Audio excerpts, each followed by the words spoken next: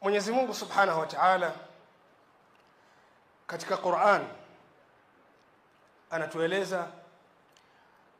wala tatamannu ma faddala Allahu bihi ba'dakum ala ba'd lirrijali nasibun mimma iktasabu walinnisa'i nasibun mimma iktasabna was'alu Allaha min fadli innahu kana aliman hakima. Katika aya hii Mwenyezi Mungu Subhanahu wa Ta'ala licha ya kuwa kama vile wanavyotueleza wanavyoni wa tafsir kwa inahusiana na masala ya urithi, msitamani vile vitu ambavyo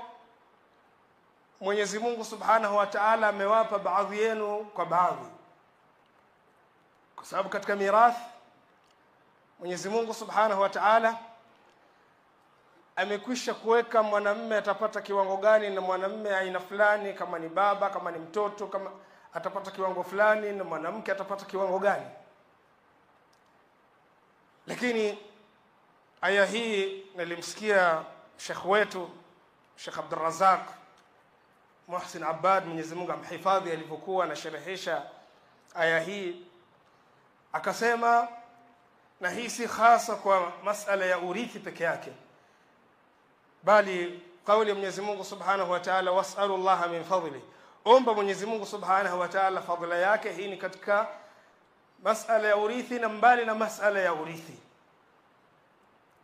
Umemwona mtu yuko na neema aina fulani, wewe uko na fursa, muombe Mwenyezi Mungu, was'alu Allaha min fadli, omba Mwenyezi Mungu Subhanahu wa Ta'ala, sawa iwe ni khairi ya dunia au ya akhirah,